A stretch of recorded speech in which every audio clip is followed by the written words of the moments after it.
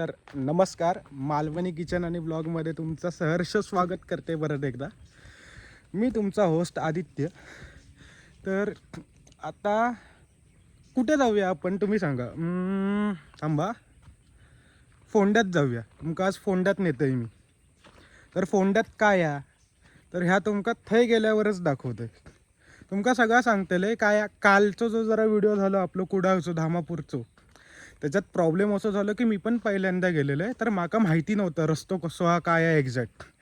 त्याच्यामुळे मी तो road bit सांगू नाही शकले, त्यासाठी क्षमा करा. बट तुम्ही पण थंय गेलात ना तर विचारून जावा आणि थोडंफार गुगल मॅपच्या भरोश्यावर राहा, बट पूर्ण ट्रस्ट ठेवू नका. तर आज आपण जाणार आहोत फोंड्याला. तर फोंड्यात काय आहे त्या तुमका दाखवतलेच. खूप मज्जा येतली आणि ह्या ह्याच्यात पण तुमका काही प्रश्न असतले. तर ही व्हिडिओ इन्फोटेनमेंट प्लस एंटरटेनमेंट असतली, याचा मी नक्की तुमका प्रॉमिस देते. तर आता आपण जाऊया फोंड्याक. निघालेच, काका पुढे गेलो. मी आता मागून काय घरबीर लॉक केले आणि निघाले. तर चला आता आपण डायरेक्ट जाऊया फोंड्याक. टाटा.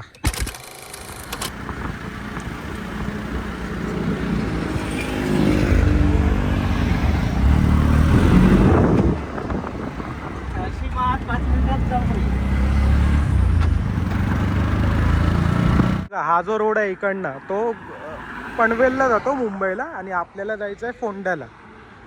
तर हा रोड आता कणकवली गोवा असा जातो. तर आपल्याला कणकवली गोव्याला नाही जायचं, आपल्याला जायचं आहे फोंड्याला.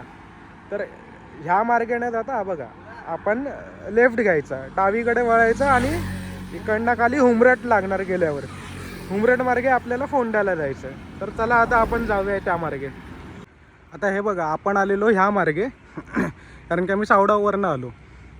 तर आता हुमरट तुम्हाला दाखवतो. हे जे लोकेशन आहे याला हुमरट थिटा म्हणतात. हा बघा, हा जो प्लेस आहे तो हुमरट थिटा झाला आणि आपल्याला फोंड्याला जायचं आहे. फोंड्याला जाण्यासाठी आपण हा बघा ह्या मार्गाचा उपयोग करणार आहोत. आणि मी तुम्हाला एकदा जर समजा तुम्ही कणकवलीवरनं येत असाल तो पण एकदा रोड दाखवतो की कशी याल. तर आता मी थोडं पुढे आलो हुमरटच्या का, कारण का मी आता तुम्हाला सांगितलं, जर तुम्ही मुंबई मार्गे जर आलात आणि जर तुम्हाला फोंड्याला जायचं असेल किंवा कणकवली नाही, सावडाव मार्गे जर तुम्ही आलात आणि जर तुम्हाला कधी असं जायचं असेल फोंड्याला तर कसं जाणार ते सांगितलं. बट आता गोव्या मार्गे जर तुम्ही आलात किंवा कणकवली मार्गे तर कसं जायचं. हे बघा, या साईडला राहिली कणकवली. कणकवलीवरनं तुम्ही असे आलात ना की हा मार्ग सरळ जातो आपला मुंबईला. आपल्याला मुंबईला न जाता हा बघा हा मार्ग इकडनं जातो. लेफ्ट घेतलात की हुमरट लागतं. आणि इकडे कुठेतरी हा बघा, इकडे तो बोर्ड पण आहे, तुम्ही बोर्डवर पण बघून येऊ शकता.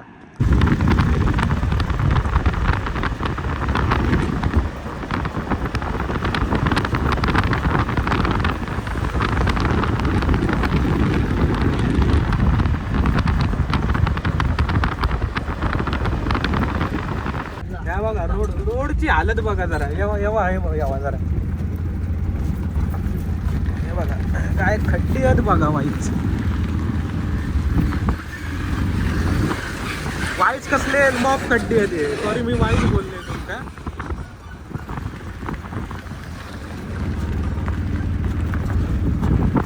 आणि आता तर पाऊस पण नाही आहे, आत्ताचा हिवाळो आहे. तर आता एवढी हालत आहे. उद्या जर पाऊस पडलो आहे आणि जर पाणी झालं किती हालत होईल. पूर्ण तुमका रोड दाखवतोय केवढं खराब आहे तो बघा आता.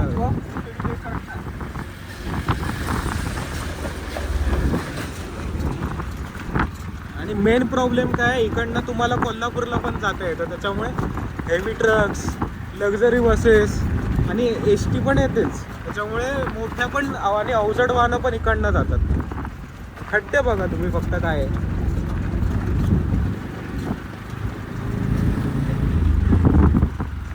तर फोंडा मार्गावरच हे बघा श्री स्वामी समर्थांचा मठ आहे. आता आपण तिकडे जाऊन स्वामींचं पहिले दर्शन घेऊया.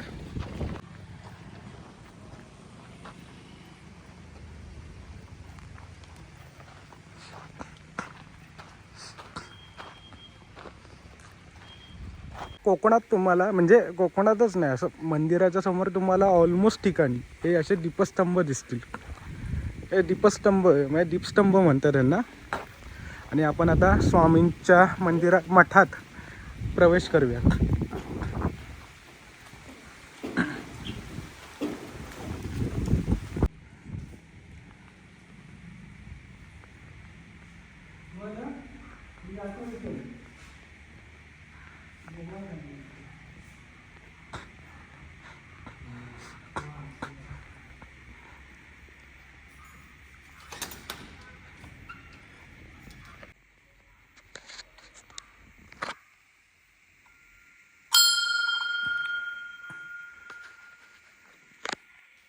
तर आता आपण दर्शन घेऊया स्वामींचं.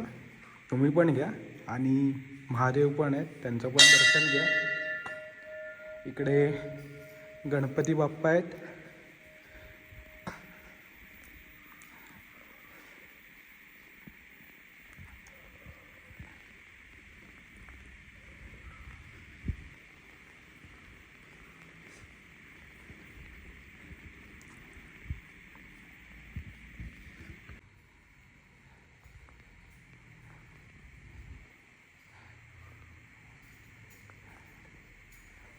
आणि इकडेच बघा, म्हणजे स्वामींच्या मागे स्वामींची ही एक मूर्ती आहे.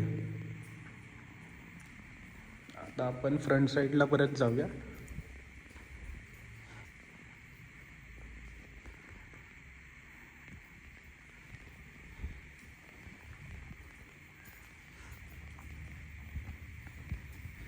इकडे बजरंगबली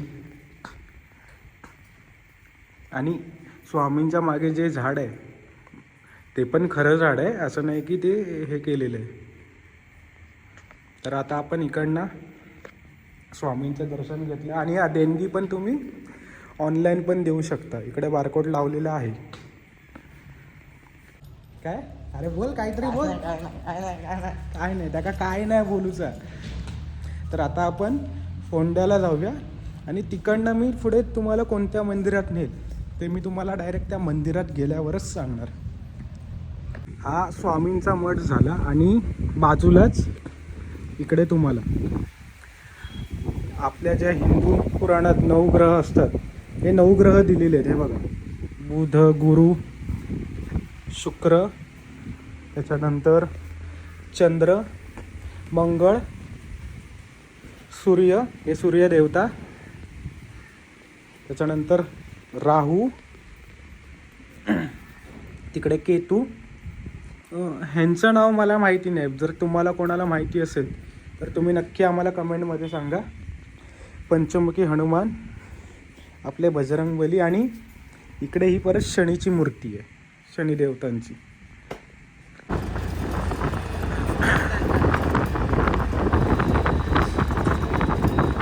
तर आता आपण आलेलो आहे आपलं पहिलं स्थान करायला. सॉरी, दुसरं. पहिलं आपण मठ दाखवलं, आता हे पाचोबा. तर श्री देव पाचोबा डांबरे हे आपलं दुसरं ठिकाण झालं.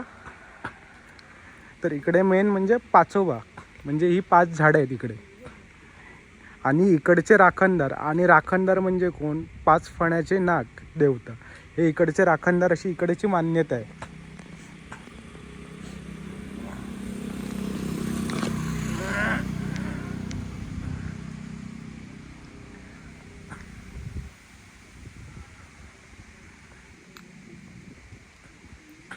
अच्छा, आणि इकडे हे जे पाळणे लावले आहेत ना, ह्याची पण तुम्हाला मी एक स्टोरी सांगतो काय आहे ती.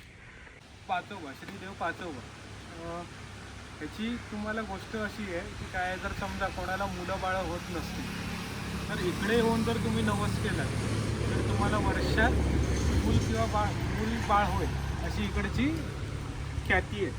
आणि म्हणूनच ते तुम्हाला मी पाळणे दाखवले.